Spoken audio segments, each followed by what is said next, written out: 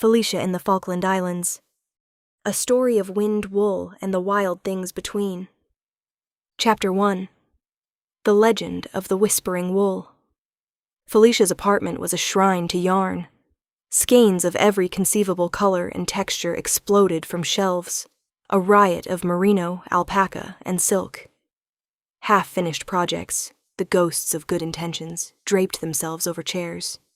Her collection of knitting needles, a formidable arsenal of rosewood, bamboo, and polished steel, lay arranged on her work table with the precision of a surgeon's instruments.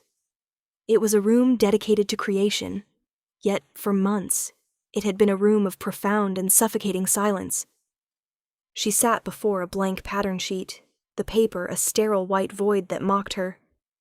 Creative burnout, her therapist had called it. It felt more like a creative famine. The colors that once sang to her now felt flat. The textures that once sparked entire collections now felt lifeless in her hands. She, Felicia, a designer known for her vibrant and intricate patterns, had forgotten how to speak the language of wool. Her mind drifted back to a maritime festival she'd attended the previous month, a desperate hunt for inspiration. She'd found it not in the polished brass and gleaming sailboats, but in the stories of an old sailor. He was a man carved from sea salt and wind, with hands like knotted rope and eyes that held the memory of distant horizons. He'd told her of a place at the bottom of the world, a scatter of islands where the sheep outnumber people 140 to 1, and the penguins outnumber them both. The Falkland Islands, he'd rasped, his voice a low, gravelly hum. He spoke of wool so pure and white it seemed to glow, a fiber shaped not by machines, but by the relentless, sculpting winds of the South Atlantic. "They call it the whispering wool," he'd said, leaning in as if sharing a state secret. "Hold a skein to your ear, they say, and you can hear the stories of the wind." He'd also told her of a strange, lonely hilltop covered in boots, a place where travelers left a single shoe behind as a solemn promise to return. That night, sleep was a distant shore. The sailor's words echoed in the quiet of her apartment, a siren song of wind and wool. On a whim fueled by equal parts desperation and hope, Felicia found herself bathed in the blue light of her laptop, booking a flight. It was impulsive. It was expensive. It was utterly insane. She packed her favorite hand-carved rosewood needles, a fresh notebook, and a single, fervent prayer. Let the wool speak to me. The journey was a series of jarring transitions from the familiar hum of the city to the roar of a jet engine, culminating in a final, rattling descent toward a sliver of land in an endless expanse of ocean. The drive from Mount Pleasant Airport to the capital, Stanley, was a journey through a landscape that defied all her expectations. It was vast, treeless, and scoured by a wind that seemed to have a personal vendetta against anything taller than a shrub. The beauty was stark, haunting, and utterly captivating. As the Land Rover rumbled along the coast, she saw it. The rusted, skeletal silhouette of a shipwreck.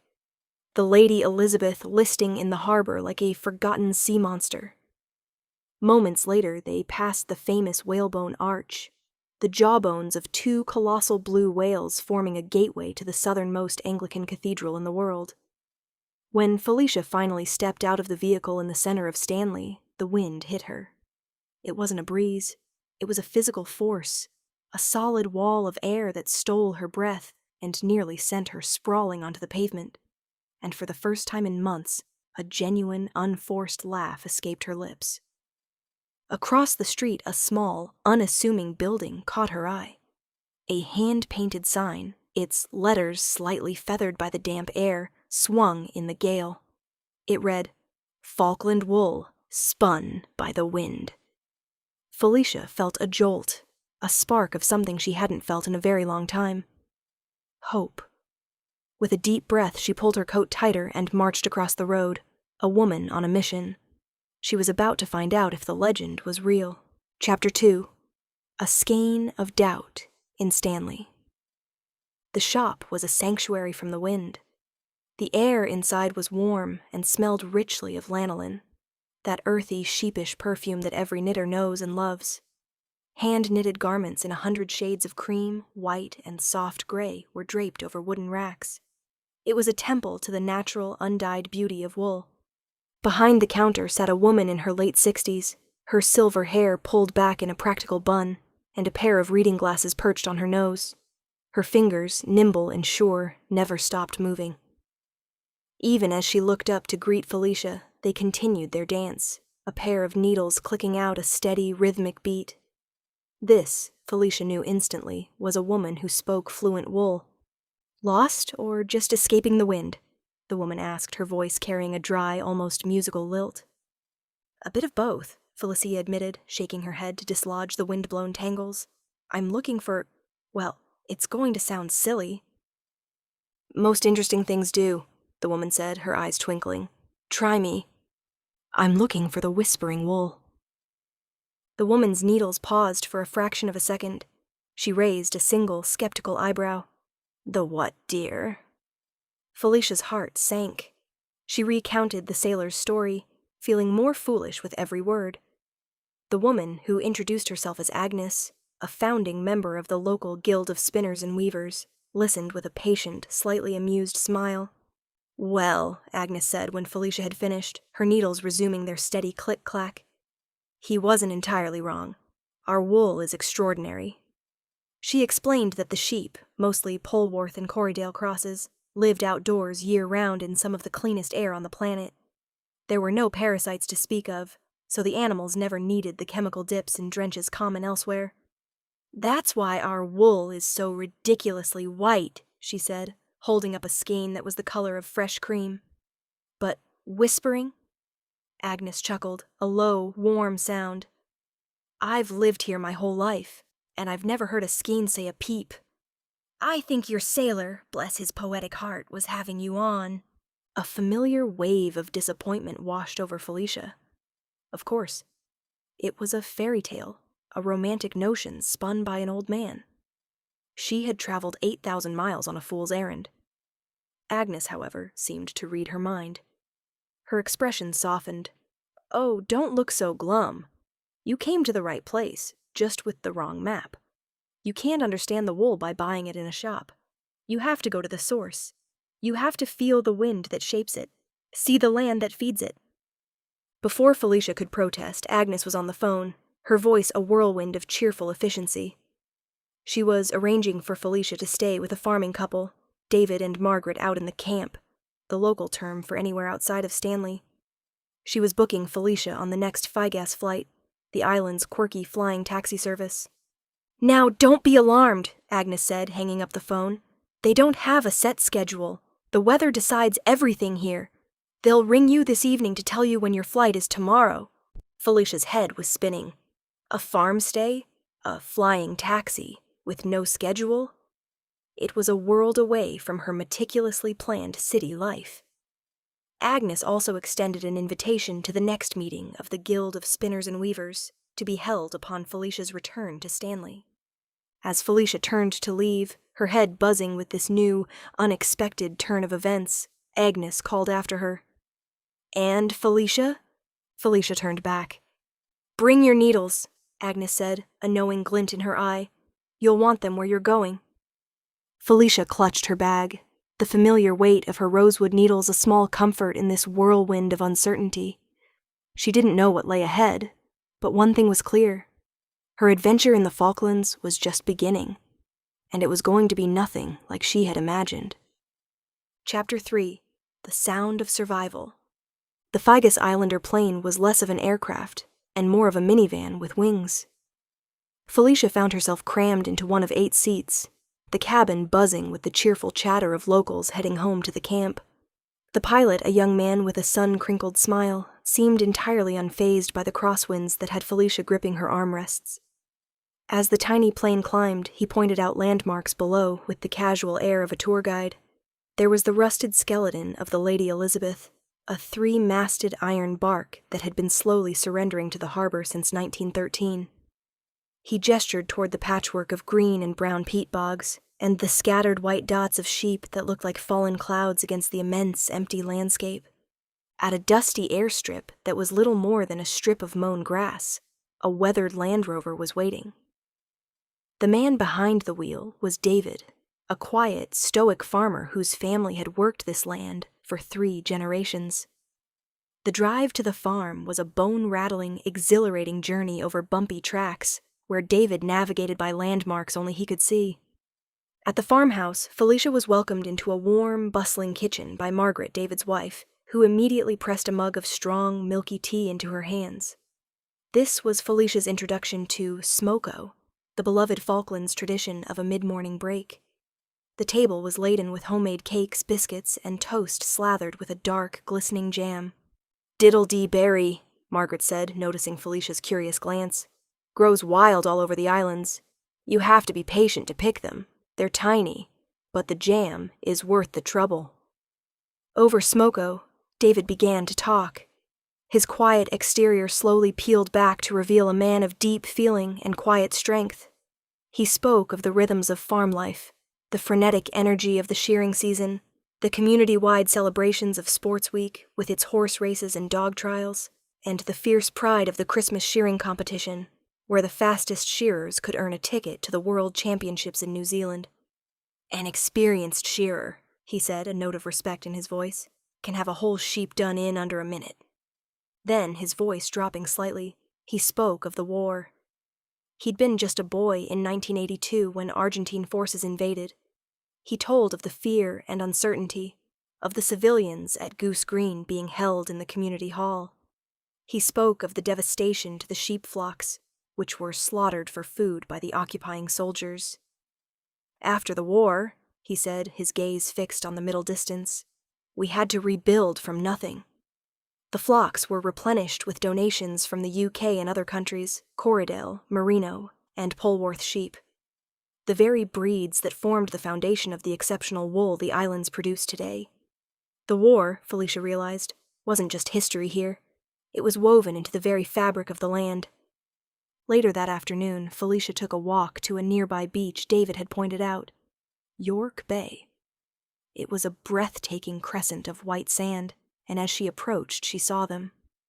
Dozens of Magellanic penguins waddling along the shoreline like a convention of tiny, overdressed waiters. They were utterly unbothered by her presence, and she sat on a rock for over an hour, sketching their comical, dignified forms, a smile playing on her lips. She remembered what Agnes had told her. This beautiful, serene beach had once been a minefield. Argentine forces had planted thousands of landmines here, but the penguins, too light to trigger the explosives, had continued to nest and thrive. For nearly 40 years, the fenced-off minefields had become accidental penguin sanctuaries, a bizarre and beautiful testament to nature's resilience. The mines had only been fully cleared in 2020. As she sat there, lost in thought, the sky turned. Without warning, a ferocious Falklands storm rolled in from the sea. The sky went from pale blue to a bruised, angry purple in minutes. The wind, which had been a constant companion, rose to a terrifying shriek. A thick, disorienting mist descended, swallowing the landscape and erasing the horizon. Felicia, who had wandered further down the beach than she'd realized, was suddenly completely lost. Panic, cold and sharp, pricked at her. She couldn't see the farmhouse, couldn't see the track. All she could hear was the roaring of the wind and the crashing of the waves. She stumbled through the mist, her heart pounding, the stories of the war and the minefields swirling in her head. Just as a genuine, primal fear began to take hold, she heard a new sound cutting through the gale, the frantic bleating of sheep. She stumbled towards the sound and found herself in the middle of a flock, huddled together against the wind, their thick fleeces a buffer against the storm's fury. And then she heard it. It wasn't a whisper. It was a sound, a low, humming, resonant sound. It was the wind, tearing through the thousands upon thousands of tightly packed wool fibers, each fleece a tiny instrument, the entire flock a living orchestra. It was the sound of the wind being filtered, softened, and transformed by the very thing that was born to withstand it. It was the sound of survival. The sailor hadn't been spinning a fairy tale. He'd just been a poor translator. The wool didn't whisper. It sang. Through the mist, a light appeared. It was David, on a quad bike, his face a mask of concern. He had come looking for her. As he led her back to the warmth and safety of the farmhouse, Felicia couldn't stop smiling. She looked back at the flock, now just a huddled mass in the swirling gray. She whispered into the wind, "I hear you." Chapter 4. The Weaver's Circle. Back in Stanley, Felicia felt like a different person. The city girl who had arrived a week ago, lost and creatively adrift, was gone. In her place was a woman with wind-tangled hair, a newfound respect for the power of a good cup of tea, and a precious unprocessed fleece from David's farm wrapped carefully in her bag. She arrived at Agnes's home for the Guild of Spinners and Weavers meeting. The house was warm and filled with the gentle hum of spinning wheels, the rhythmic click of needles, and the lively chatter of women who had clearly known each other for a lifetime. It was a symphony of craft. The guild members were gathered around a large frame, working on a collaborative tapestry. It was a stunning piece, a vibrant depiction of the Falkland landscape. Felicia recognized it all.